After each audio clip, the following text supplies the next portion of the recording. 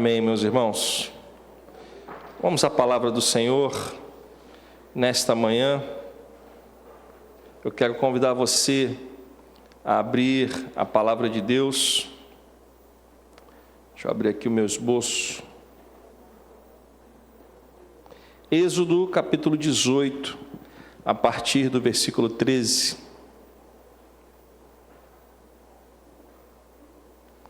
Êxodo capítulo 18, a partir do versículo 13.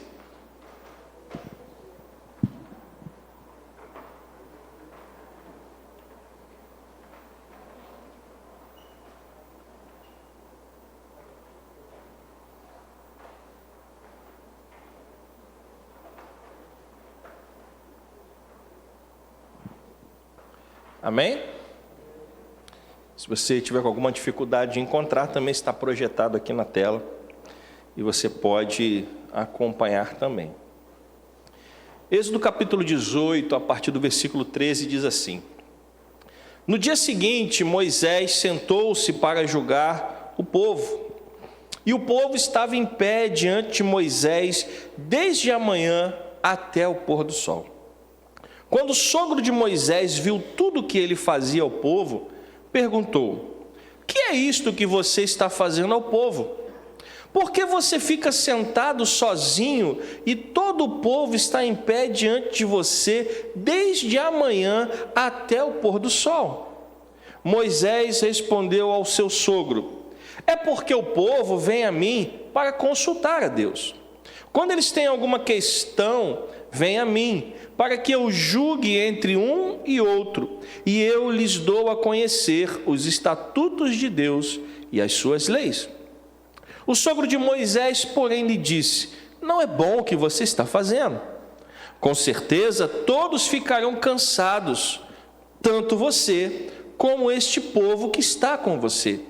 Isto é pesado demais para você. Você não pode fazer isso sozinho. Escute agora o que vou dizer. Eu o aconselharei, e que Deus esteja com você. Represente o povo diante de Deus. Leve as suas causas a Deus. Ensine-lhes os estatutos e as leis, e faça com que conheçam o caminho em que devem andar e a obra que devem fazer. Procure entre o povo homens capazes, tementes a Deus, homens que amam a verdade e odeiam a corrupção. Coloque-os como chefes do povo, chefes de 1000, chefes de 100, chefes de 50 e chefes de 10, para que julguem este povo em todo o tempo. Toda causa grave trarão a você, mas toda causa pequena eles mesmos julgarão. Assim será mais fácil para você, e eles o ajudarão a levar essa carga. Se você fizer isto, e se essa for a ordem de Deus, então você poderá suportar, e também todo este povo voltará em paz ao seu lugar. Moisés atendeu às palavras de seu sogro e fez tudo o que este lhe tinha dito. Escolheu homens capazes de todo Israel e os constituiu por chefes sobre o povo, chefes de 1000, chefes de 100, chefes de 50 e chefes de 10. Estes julgaram o povo em todo o tempo. A causa grave trouxeram a Moisés, e toda a causa simples eles mesmos julgaram. Então Moisés se despediu de seu sogro, e este voltou para a sua terra. Senhor, nos abençoa nesta manhã através da tua palavra, que o teu Espírito Santo possa falar aos nossos corações, que o Senhor possa nos conduzir segundo a tua vontade, que o teu Espírito Santo possa nos guiar segundo a tua palavra e segundo a tua vontade. Abençoa-nos nesta manhã, ó Pai. Continua conosco, em nome de Jesus, e que a igreja do Senhor diga amém. Moisés foi o grande libertador de Israel. Ele foi chamado por Deus para tirar o povo da escravidão do Egito, uma escravidão de aproximadamente 430 anos. E quando Moisés tira o povo do Egito, o Senhor entrega a Moisés leis, as quais o povo deveria seguir. Então, Moisés começa a cuidar do povo segundo as leis e os estatutos que ele havia recebido do Senhor. Como que ele fez isso? Como que ele fazia isso? Ele se assentava e o povo trazia as suas causas até a ele, para que ele julgasse as causas ou as questões segundo a lei de Deus. Qual era o problema nisso tudo? É que a Bíblia diz que saíram do Egito aproximadamente, alguns teólogos divergem um pouco dos números, mas o menor número que se tem registro era 1,5 milhão de pessoas. E o maior número eram 3 milhões de pessoas, aproximadamente. Então, fosse 3 milhões, ou fosse 1,5 milhão de pessoas, você concorda comigo que ele não era o Tom Cruise, mas era uma missão impossível? Então, era muito difícil para Moisés sozinho cuidar e julgar todo aquele povo segundo a lei, segundo os estatutos. Mas Moisés estava tão dentro do problema, ele estava tão preocupado em cuidar do povo, ele estava tão preocupado em julgar as causas do povo, que ele mesmo não enxergava o que estava acontecendo. Ele acordava de manhã e ficava até o final do dia naquele exercício, cuidando das questões, e o povo ficava esperando chegar a sua vez. Quem foi que Deus enviou para enxergar o problema? O sogro de Moisés, um homem de Deus. Jetro era um sacerdote midianita, né? Foi o homem que deu abrigo a Moisés quando ele estava em fuga do Egito. E Moisés aprendeu muitas coisas com Jetro, principalmente a conhecer o Deus de Abraão.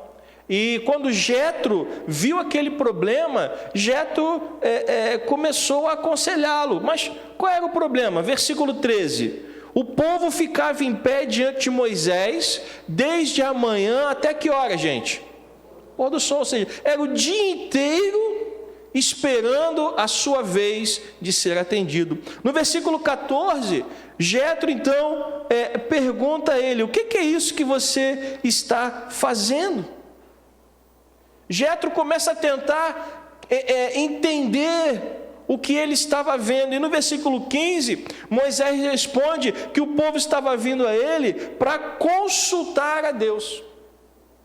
Quando Jetro olha aquilo que estava acontecendo, e quando Jetro pergunta a Moisés e Moisés responde, a resposta de Jetro no versículo 17 foi o quê? Não é bom, versículo 17, não é bom o que você está fazendo. Moisés estava fazendo o seu melhor, o que você acha? Sim ou não? Ele estava fazendo o seu melhor. Moisés estava fazendo tudo o que estava ao seu alcance para cuidar do povo de Deus. Você crê nisso? Eu creio nisso, amém? Só que a maneira centralizadora de Moisés governar e legislar iria acabar com ele e iria acabar com quem?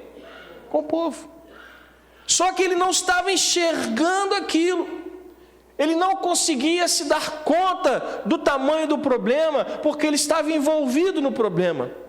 Ao mesmo tempo que ele tentava ser a solução, ele também era o problema. Por quê? Porque Deus falou com ele, e ele se sentia na obrigação de julgar a causa do povo, porque na cabeça de Moisés, só ele conhecia a lei, só ele conhecia os mandamentos, porque afinal de contas, quem foi que ouviu a voz de Deus? Foi ele. Só que aí, Jetro, um homem de Deus, começa a abrir os olhos de Moisés para uma outra realidade. A partir do versículo 19, e Jetro era um homem muito temente a Deus, e a gente percebe pelo versículo 19. No versículo 19 ele diz assim: escute agora o que eu vou dizer, eu o aconselharei, e que Deus esteja com você. Ou seja, Jetro, ele tinha o cuidado de não querer passar por cima da direção de Deus. Você entende isso? Por conhecer a Deus e por ser um sacerdote do Senhor, ele sabia que ele não podia passar por cima da vontade de Deus. Mas ele estava vendo algo, ele estava vendo alguma coisa que estava errada, e ele tinha nas suas mãos um bom conselho para dar a Moisés, algo que não ajudaria apenas o seu genro, mas algo que ajudaria todo o povo. Então ele começa a dar o seu conselho. Ele diz para Moisés: continue representando o povo diante de Deus, porque afinal de contas, naquela época, naquele momento, Deus só falava com Moisés, ninguém mais, nenhuma outra pessoa ouvia a voz de Deus, senão quem?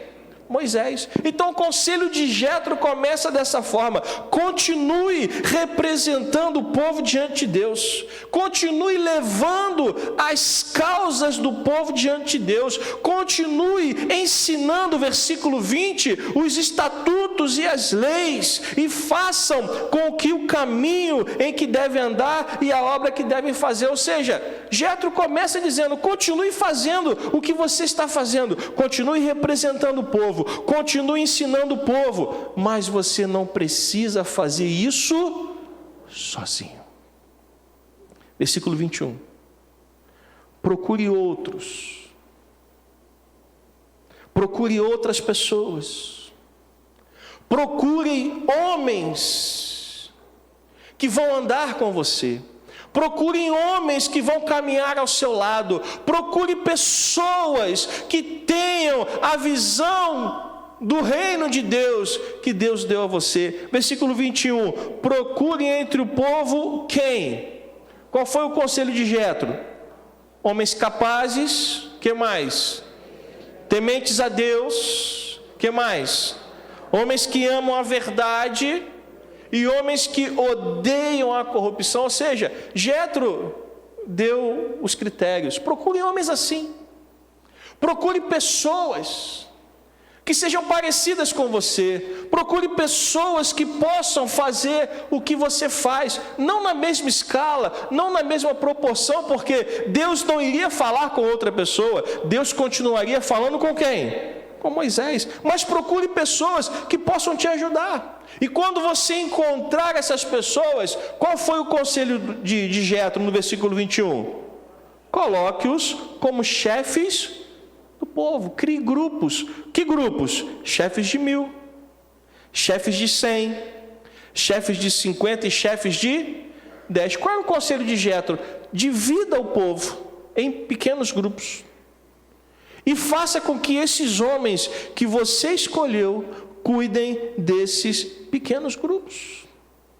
Ou seja, Jetro estava dizendo para Moisés: cuidar de todo o povo é uma tarefa muito pesada para você, mas se você tiver ajuda, a tarefa vai ficar mais fácil, ela pode ser compartilhada. E o segredo aqui, meus irmãos, está em compartilhar a visão que Deus nos deu. Posso ouvir um amém? Então, Jetro diz: procure homens capazes, coloque-os como chefes do povo, e aí divida como você achar melhor, chefes de 1000, chefes de 100, chefes de 50, chefes de 10, conforme a capacidade de cada um, porque, irmãos, o ser humano, ele tem capacidades diversas. Tem gente que pode cuidar de 1000, tem gente que pode cuidar de 100, tem gente que pode cuidar de 50, e tem gente que pode cuidar de 10. E isso não é demérito algum. Se eu posso cuidar de 10, eu vou cuidar de 10. Se eu posso cuidar de 50, eu vou cuidar de 50. Porque o que não pode acontecer é você colocar uma pessoa que tem capacidade para cuidar de 10 e colocar para ela cuidar de 100. Aí você vai matar essa pessoa. Então, cada um vai fazer conforme a sua capacidade. Agora, qual seria o trabalho desses homens que foram selecionados por Moisés? Homens capazes, tementes a Deus, que amam a verdade e odeiam a corrupção. Qual seria a função desses homens? Versículo 22. Julgar o povo em todo tempo. Ou seja, o que Moisés estava fazendo sozinho, E ele ficava lá sentado desde a manhã até o pôr do sol, e isso significa o dia inteiro, o dia todo. Esses homens fariam também isso. Ah, mas e as causas graves? Jetro oferece a solução. Toda causa grave, ainda no versículo 22, eles trarão a você. Mas toda causa pequena, eles mesmos julgarão. Ou seja, você vai ensinar esses homens.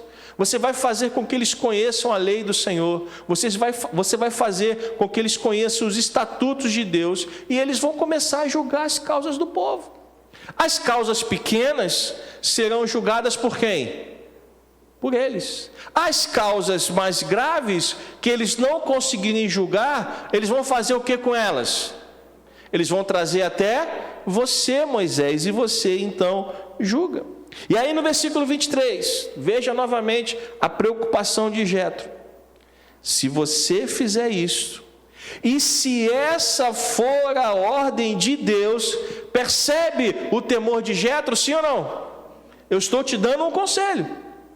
Mas antes de me ouvir, ouça a quem? A Deus.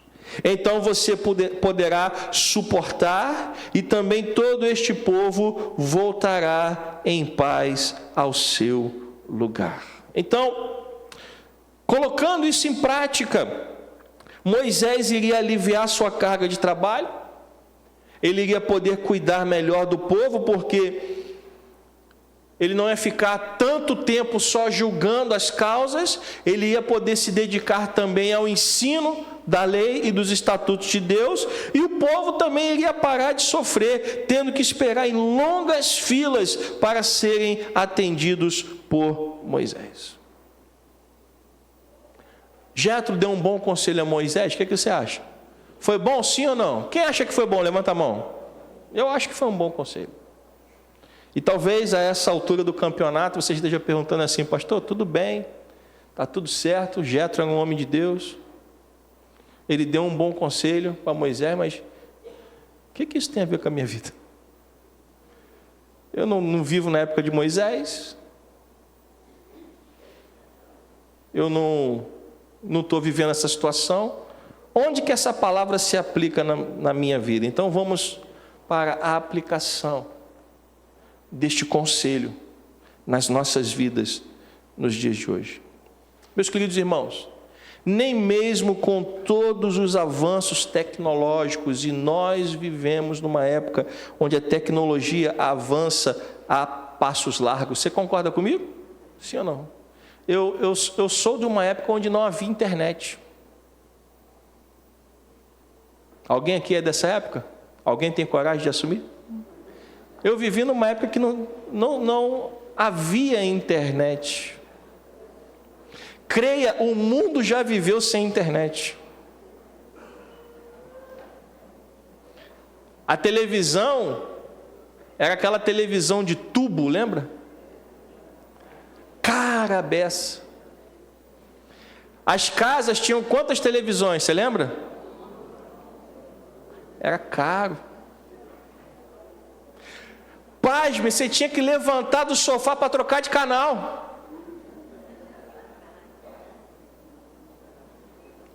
Sabia disso? Você que é mais jovem, houve uma época que a gente tinha que levantar do sofá para trocar de canal. Um absurdo, né? Eu também acho.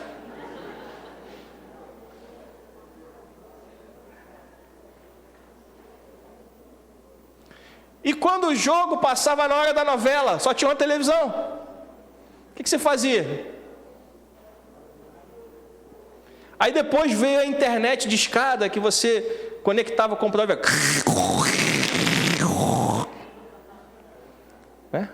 52 kbps, a gente ficava feliz da vida com aquilo. Tinha que esperar sexta-feira, meia-noite, para passar o final de semana com um pulso e falar: pelo amor de Deus, não tire o telefone do gancho, senão depois eu não consigo sinal de novo. Lembra disso? Parece que foi em outro século, né? E realmente foi. Mas a tecnologia hoje está muito avançada. As coisas acontecem do outro lado do mundo, você em questão de segundos está sabendo na palma da sua mão. Um parente seu viajou para o outro lado do mundo, você fala com ele ao vivo, através de uma chamada de vídeo, como se a pessoa estivesse do seu lado, sim ou não? Então a tecnologia, ela avançou muito. Mas você já parou para pensar que mesmo com todos esses avanços tecnológicos, a gente continua sem conseguir dar atenção a todo mundo, sim ou não? Você consegue dar atenção a toda a sua família? Consegue ou não? Mas não tem grupo de WhatsApp, gente? Não tem chamada de vídeo? E você não consegue? Pois é. É uma realidade que acontece dentro das nossas casas. A gente tem um telefone, que é um telefone inteligente, né? Que é o smartphone. A gente tem internet à vontade. A gente tem tecnologia nas nossas mãos e ainda assim nós não conseguimos dar conta da nossa família. Sempre falta tempo para estar cuidando uns dos outros, sim ou não? É uma realidade. Agora imagine quando você aplica isso dentro da realidade de uma igreja. Será que o pastor, mesmo com a ajuda da sua esposa e da sua família, será que ele consegue dar conta de uma maneira adequada de um número de pessoas? Nenhum ser humano na face da terra conseguirá dar contas de uma maneira adequada de uma quantidade maior do que 50 pessoas. E aqui nós somos aproximadamente 220 pessoas. É por esse motivo que a Bíblia colocou, que Deus colocou na sua palavra, uma estratégia. Meus irmãos, a estratégia que está por trás do conselho de Jetro, ela não veio da terra, ela veio da onde? Dos céus. Deus enviou Jetro com um conselho, mas quem colocou aquele conselho na cabeça de Jetro? Foi Deus. Deus estava vendo o problema do relacionamento do povo. Deus estava vendo a dificuldade de Moisés cuidar do seu povo. Então Deus trouxe uma estratégia. E é por isso que a Bíblia fala de certos assuntos que aparentemente não tem nada a ver com a gente. Porque talvez você já tenha lido essa passagem e talvez essa tenha sido uma passagem que você leu e falou assim: ah, história legal, mas não tem nada a ver comigo. Aconteceu com você? Provavelmente sim. História muito bacana, mas não tem nada a ver comigo. Tem, porque Deus quer que o seu povo esteja o quê? Unido. Deus quer que as nossas famílias estejam unidas, e nós temos que ver e olhar para a palavra e trazer para os dias de hoje as respostas que Deus já deu no passado e que estão registradas na palavra de Deus. Você pode dar glória a Deus por isso? Uma liderança responsável é aquela que pensa no bem-estar do povo. Então, se você quer ser um pai responsável, levando em consideração que nós estamos nos dias dos pais, você tem que pensar no bem-estar da sua família. Se você é um dono de uma empresa, você tem que pensar no bem-estar dos seus funcionários. Se você é um chefe de repartição, não sei nem se usa mais esse nome hoje, você tem que pensar no bem-estar dos seus liderados e por aí vai. Uma liderança responsável, ela está sempre pensando no bem-estar do próximo. É por isso que a liderança precisa ser compartilhada com outras pessoas. Quaisquer pessoas? Não. No texto a gente viu, no versículo 21. Precisamos procurar pessoas capazes, pessoas tementes a Deus, pessoas que amam a verdade e pessoas que odeiam a corrupção. São com esse tipo de pessoas que nós precisamos compartilhar a liderança. E é por isso que nós estamos falando sobre o modelo da igreja primitiva. Domingo passado nós recebemos o pastor Arão, mas nos 2 domingos anteriores nós falamos sobre a igreja primitiva, como a liderança era compartilhada entre os apóstolos e como ela era compartilhada de casa em casa.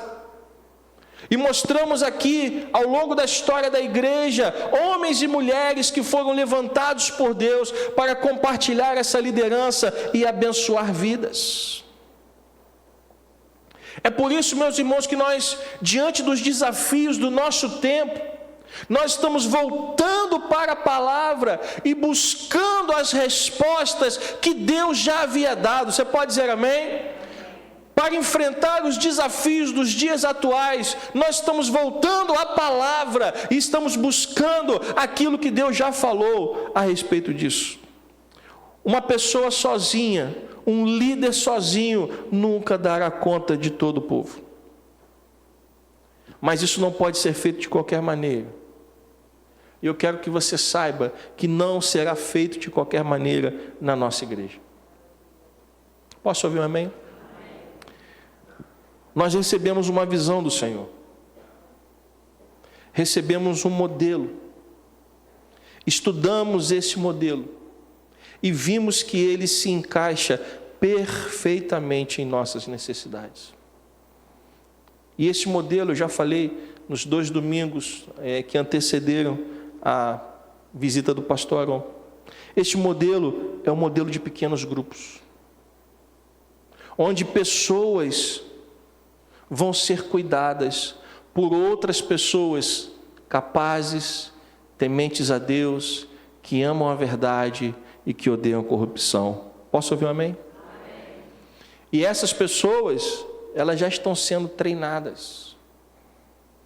Este ano de 2025, desde março, se eu não me engano, nós já estamos treinando pessoas, semana após semana, num exercício cansativo. Cada encontro nosso de estudo não dura menos do que 2 horas. E ao longo desse ano a gente vem treinando pessoas. Procuramos pessoas capazes, tementes a Deus, que amam a verdade, que odeiam a corrupção, e Deus nos deu essas pessoas, amém? Posso ouvir um amém? E estamos treinando essas pessoas ao longo desse ano de 2025. Estamos treinando essas pessoas para cuidarem de pequenos grupos. Como aconteceu no conselho de Jetro a Moisés. Se você tentar cuidar do povo todo, você vai se cansar e o povo vai sofrer. Mas se você dividir o povo em pequenos grupos, essas pessoas tementes a Deus vão te ajudar a cuidar desse povo. Você pode dar glória a Deus por isso? Você vê a mão de Deus nesse conselho, sim ou não? E nós queremos aplicá-lo em nossa igreja. Nós queremos, através dessas pessoas que são capazes, fiéis e tementes a Deus, nós queremos cuidar melhor do povo de Deus. E esses pequenos grupos vão fazer com que pessoas possam se chegar, o corpo de Cristo crescerá, pessoas serão acolhidas e novas almas serão ganhas para o reino de Deus. Você pode dizer amém? Isso é uma estratégia, uma visão que Deus nos deu. E nós estamos caminhando. Ah, pastor, e esses pequenos grupos, como é que vai ser? Nós vamos apresentar hoje, começar a apresentar hoje esses pequenos grupos. Na Nova Vida, isso não é nenhuma novidade. Eu já falei aqui. Na história da Nova Vida, esses pequenos grupos já existiram com o nome de grupo de vida. Alguém aqui lembra? Grupo de vida? Lá no passado, na história da Nova Vida. Esses pequenos grupos, eles existiam com o nome de grupo de vida. Nós vamos chamar esses pequenos grupos de célula. Por quê? Porque célula é um organismo vivo. A célula, ela se multiplica. A célula, ela cresce. Não para a glória do homem, não para a glória da igreja, mas ela cresce para a glória de quem? De Deus. Então, nós vamos montar uma estrutura semelhante a essa que Jetro está aconselhando a Moisés, pequenos grupos, que vão cuidar de pessoas, onde essas pessoas vão ser acolhidas, onde essas pessoas vão ser tratadas por homens e mulheres fiéis e tementes a Deus, e onde nós vamos poder avançar pregando o Evangelho e fazendo com que pessoas possam ser levadas até o reino de Deus. Aí você vai me perguntar assim: pastor, como é que vai ser isso? Eu quero dizer para você que isso já está acontecendo desde janeiro desse ano. Eu não estou falando de algo que a gente não está vivendo. Eu estou falando de algo que nós já estamos vivendo. Ainda um projeto embrionário. Não foi compartilhado com a igreja, porque nós começamos para aprendermos com ele, mas que já tem frutos. O vídeo está no ponto aí?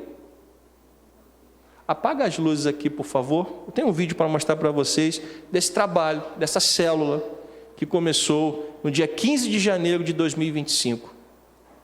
Vamos assistir.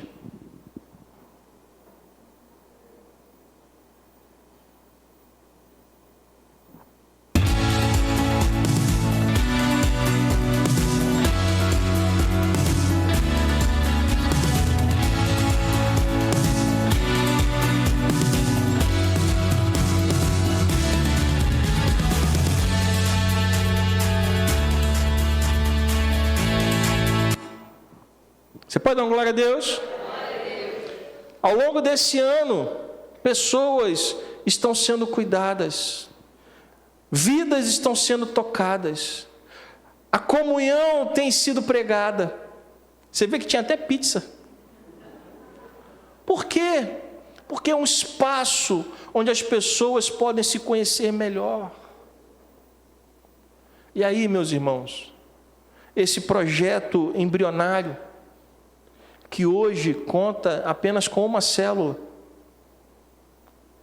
eu creio que a partir de setembro vai crescer. Que nós vamos poder cuidar melhor de pessoas conforme o conselho de Jetro. Nós vamos poder fazer com que a igreja, o corpo de Cristo, possa ser acolhido em suas necessidades.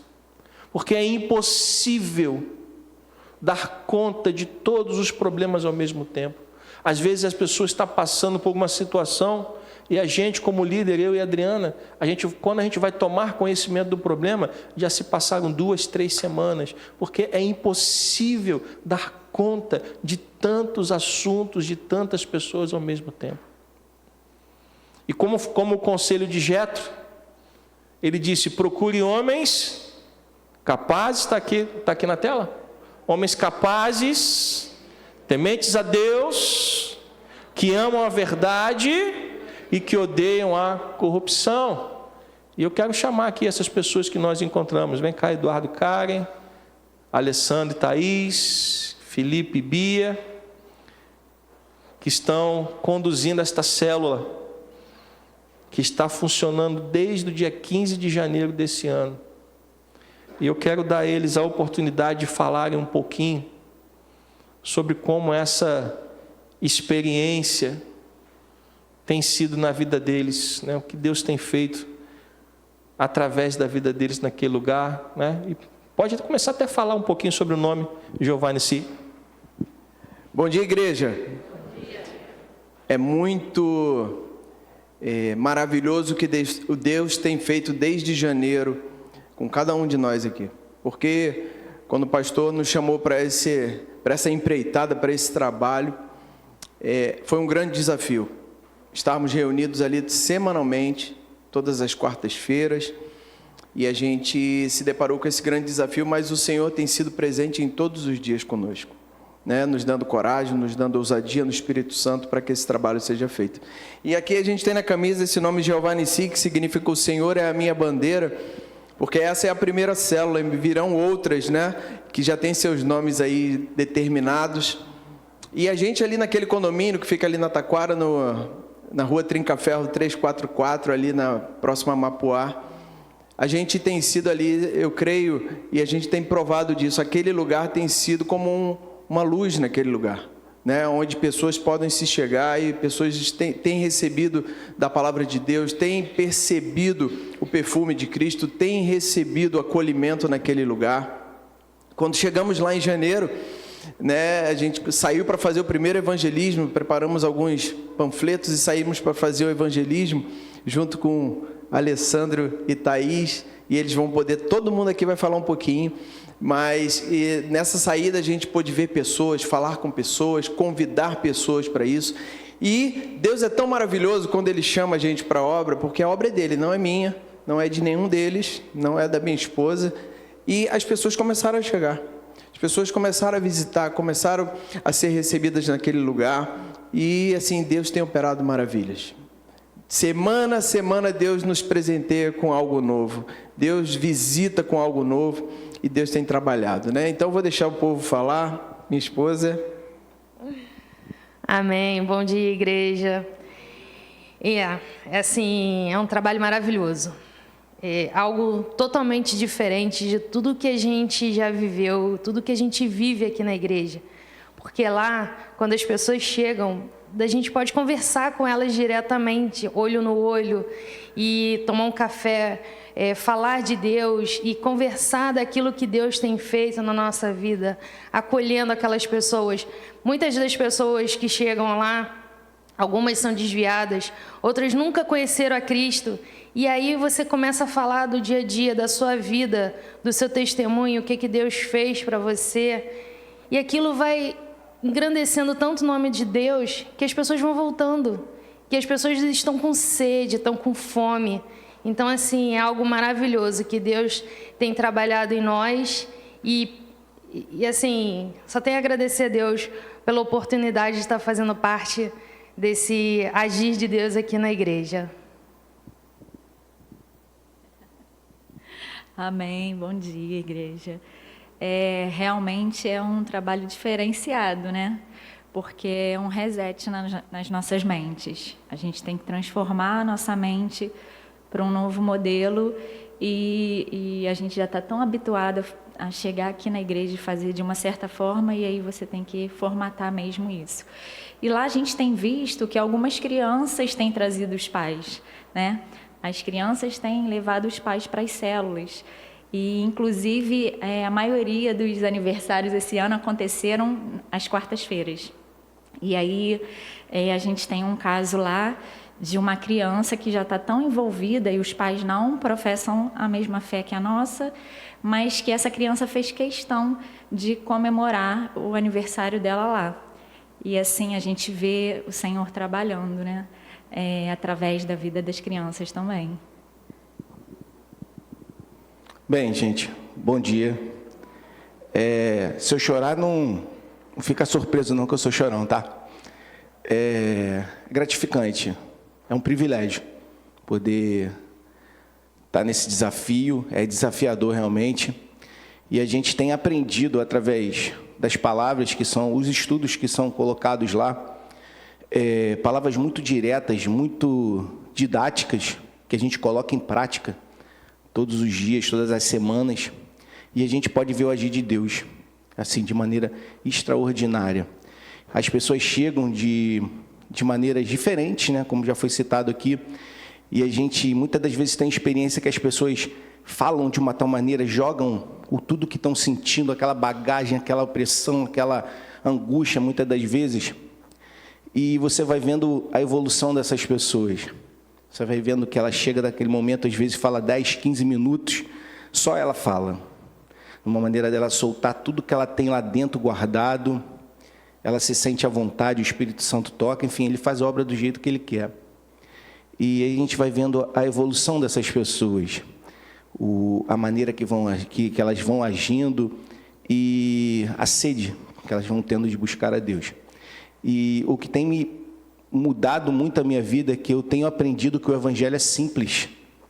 A palavra de Deus não precisa de muita coisa. Para a gente pregar o Evangelho, a gente precisa apenas da palavra. É palavra e nada mais. O que vier é lucro. Mas se você abre a palavra, se você está disposto a pregar o Evangelho e falar de Deus, o Espírito Santo vai trabalhando nas pessoas de maneiras diferentes. E é isso que a gente tem visto lá. E a comida também, né? Não posso deixar de falar da comida.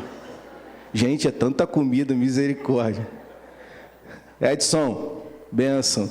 Nesse dia da pizza foi extraordinário. E a gente faz pizza, faz pastel, é bolo. Gente, tem até rodízio de bolo, vai aparecendo bolo. O bolo vem com uma irmã, o bolo vem com outra. Né, mãe? Minha mãe é o fruto de célula, louvado seja Deus. E o trabalho funciona, gente. O nosso dever é pregar o Evangelho. Louvado seja Deus. Que a gente possa continuar, multiplicar, falar de Jesus. Eu nunca falei tanto de Jesus como eu falo hoje. Graças à célula, graças a esse trabalho que a gente vem feito. Louvado seja Deus, por Deus ter visto em nós homens capazes, tementes a Deus, homens que amam a verdade e odeiam a corrupção. É o que a gente tem tentado viver a cada dia para o Senhor. Amém? Bom dia. Bom, nós temos uma responsabilidade um pouco diferenciada, já que nós somos os anfitriões. Então, toda semana a gente abre a nossa casa para receber pessoas que estão sedentas, e isso é uma alegria e um privilégio muito grande para a gente. Inclusive, eu sempre chamava uma menina que passava para levar a filha as filhas para a escola, que estudavam na escola que a Elisa estudava, e eu sempre convidava, acho que eu convidei ela há mais de um mês, falava da célula toda quarta-feira, e ela sempre dizia que iria, até que chegou que ela foi, né? Às vezes ela volta, fica um tempo sem ir, e semana passada ela fez aniversário, e a gente mandou parabéns para ela no grupo, e na mensagem ela agradecendo, ela colocou assim: obrigado por esse grupo que me fez voltar para Jesus. E isso me tocou bastante, e é isso que é a nossa oração, né? Que a gente possa ser realmente um farol para as pessoas voltarem para Jesus. Bom dia, igreja, paz. Como a Thaís falou aqui, a minha esposa, somos anfitriões, né? A gente, para ir na padaria, a gente convida alguém para estar na célula todas as quarta-feiras. É muito gratificante. A gente está varrendo, o portão fica aberto da nossa casa, um louvor, e a pessoa vai ter célula hoje? Vai. As crianças, na quarta-feira passada, fizeram uma roda e falaram: agora é a célula mirim, é a célula infantil. Começaram elas ali mesmo a falar das... É algo tremendo, gente. E é uma experiência muito, muito boa. É desafiador, né, Thaís? A gente está também vivendo esse momento muito bom com a igreja, e tem sido bênção nas nossas vidas e bênção na vida de muita família ali ao redor da nossa casa. Que todos estejam convidados para aparecer, né? O espaço é bastante agradável e todos estão convidados.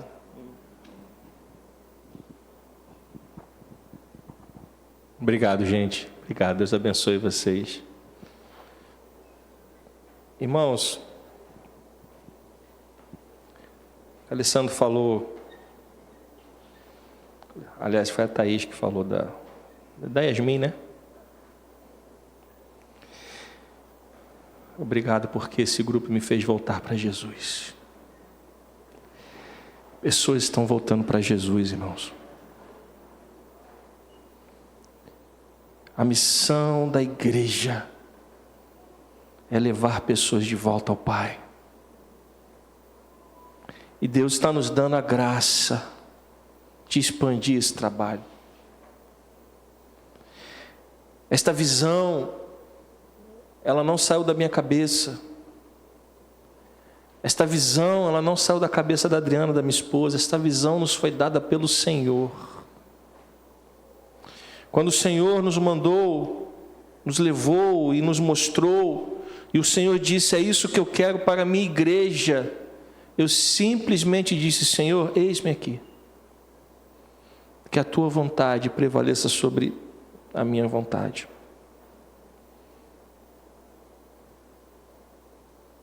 E talvez você esteja pensando: meu Deus, e agora? A igreja vai ter célula. Como é que vai ficar a igreja? Meu Deus, quantas mudanças vão acontecer? Eu quero perguntar a você uma coisa. Você lembra a data que eu disse de quando esta célula começou? Dia 15 de janeiro. Hoje é que dia? Dia 10 de agosto. Quantas mudanças você viu na igreja? Pode falar. Quantas coisas mudaram na igreja? Eu, particularmente, não vi nenhuma. Os cultos continuam acontecendo. A palavra continua sendo pregada como sempre foi. O que está acontecendo é que Deus está nos levando para fora das quatro paredes. Enquanto pessoas não vêm até aqui, até nós, Deus está dizendo, vá até elas. E nesse movimento de irmos até as pessoas, pessoas estão ouvindo falar sobre o Deus vivo e verdadeiro, que pode salvar pessoas. Você pode dar glória a Deus por isso? É isso que está acontecendo. Vidas estão sendo alcançadas. E eu quero dizer para você que aquele que completou a boa obra é fiel para terminá-la. Aquele que começou a boa obra é fiel para terminá-la.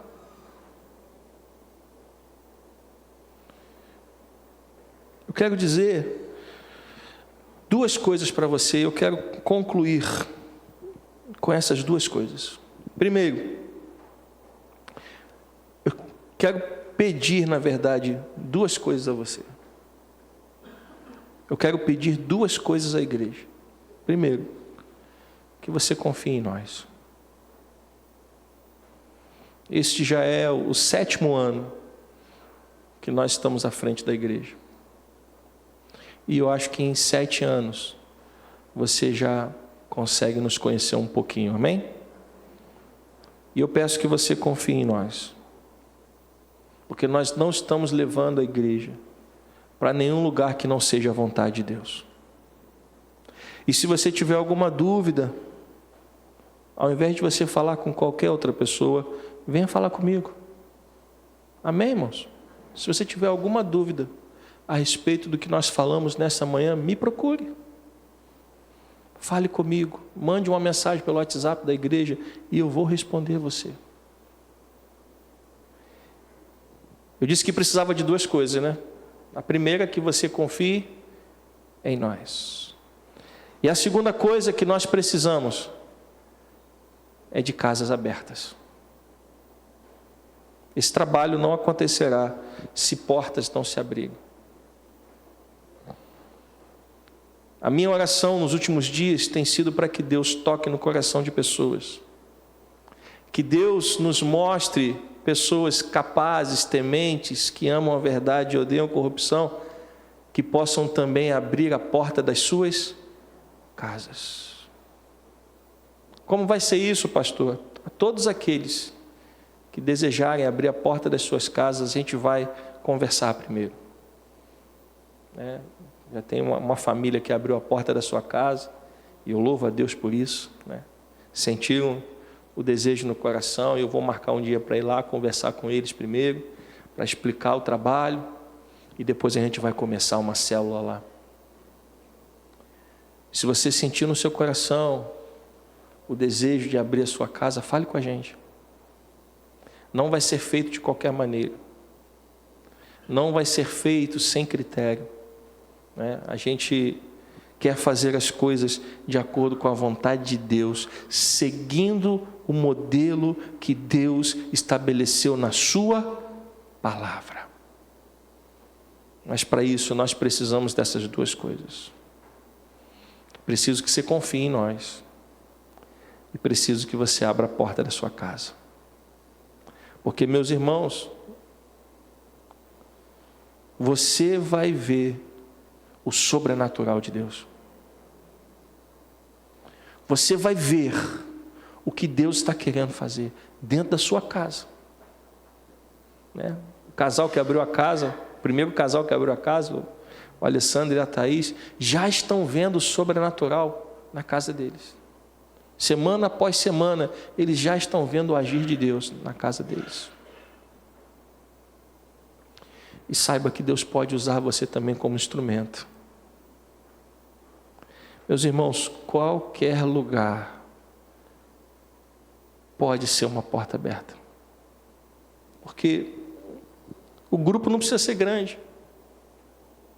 São pequenos grupos que serão cuidados por homens e mulheres tementes a Deus e que vão crescendo, e quando crescerem, se multiplicam. Por isso que o nome é célula. O que a célula faz no nosso corpo? Ela se multiplica. E quando não couber mais naquela casa, a gente multiplica para outra. E assim, Deus nos dará crescimento. Posso ouvir um amém? Ore por essa visão. Que esta semana seja uma semana em que você possa orar a Deus. Que você possa pedir que Deus abençoe esta visão.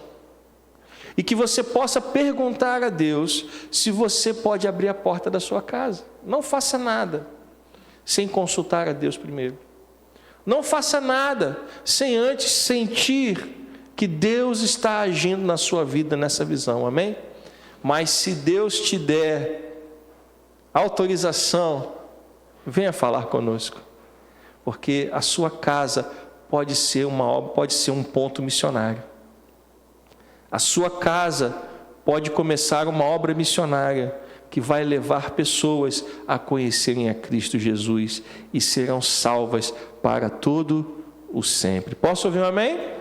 Vamos ficar de pé. Jeová Nissi é o nome dessa primeira célula, porque Jeová Nissi significa o Senhor é a minha bandeira, e nós fincamos ali a bandeira do Senhor naquele lugar.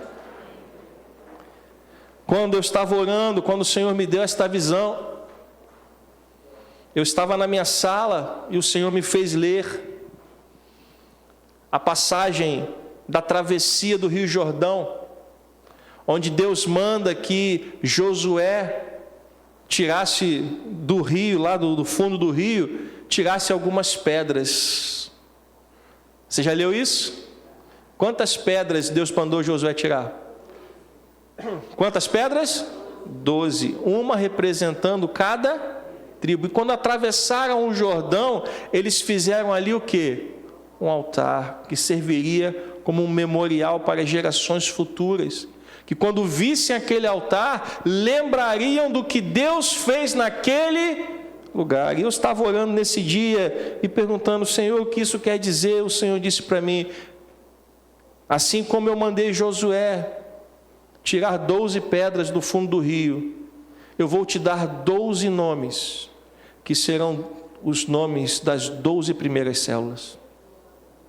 Eu já tenho os nomes das 12 células, que já são aquilo que Deus quer começar. Como eu disse, nada foi tirado da minha cabeça. A segunda célula que vai ser aberta já tem nome também. Aliás, as próximas 11 já tem nome. Porque isso vem dos céus.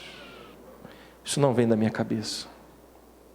E saibam que nós não estamos fazendo isso por nenhum outro motivo, a não ser para ganhar almas para Cristo Jesus. Nosso objetivo é alcançar aqueles que ainda não conhecem o Senhor. É levar até a eles a palavra de Deus. Para isso nós contamos com o favor do Senhor, eu tenho certeza absoluta. E eu tenho certeza absoluta que nessa semana que vai começar, Deus vai falar o coração de muitos aqui. Deus vai começar a tocar no seu coração sobre a possibilidade de você abrir a porta da sua casa. E eu quero dizer para você, não rejeite a voz de Deus. Que você possa ouvir e dizer para Deus: sim, Senhor, eu quero ser um instrumento nas tuas mãos. Eu quero abrir as portas da minha casa para que aqui seja uma base missionária, onde esse trabalho vai acontecer e vai abençoar almas, vai abençoar vidas em nome de Jesus. E mais uma vez eu digo, se você porventura tiver alguma dúvida, venha falar comigo, me procure. Ah, pastor, o que vai acontecer com a nossa igreja? Não vai acontecer nada, tá? As coisas continuam exatamente da mesma maneira. E já estamos aí há 7 meses. 7. Agora, o que Deus quer fazer está além da nossa compreensão, está além da nossa vontade. O que Deus quer fazer neste lugar é algo grandioso, não para a glória do homem, não para a glória da igreja, mas para a glória do nome dEle. Posso ouvir um amém? Dê a mão à pessoa que está ao seu lado, vamos orar. Pai querido, Pai amado, obrigado, Senhor.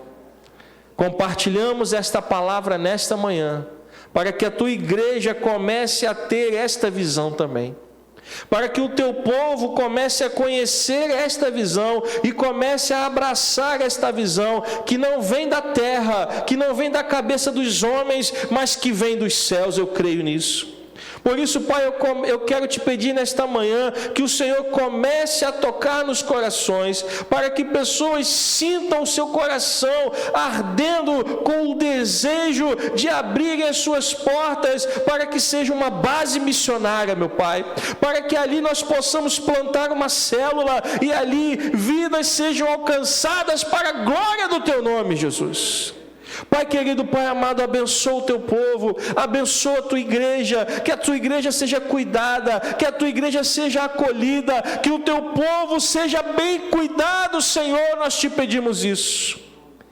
Pai querido, Pai amado, abençoa este dia também, que é um dia especial, pois é dia dos pais. Abençoa cada família aqui representada, meu Pai, e que tenhamos uma tarde abençoada com as nossas famílias, um almoço de dia dos pais abençoado, que o teu Espírito Santo possa encher cada casa, cada lar aqui representado, meu Pai, que seja um almoço familiar muito abençoado, Senhor. Leva-nos em paz e nos abençoa, Senhor, pois o Senhor Altíssimo é tremendo. Louvado e bendito seja o teu nome para todos sempre. Que a graça do nosso Senhor e Salvador Jesus Cristo, o amor de Deus, nosso Pai, a comunhão e as consolações do Espírito Santo sejam sobre nós, igreja do Senhor, não só hoje, mas para todos sempre, e que o povo do Senhor diga amém. Deus te abençoe, vá em paz, em nome de Jesus, uma tarde abençoada, em nome de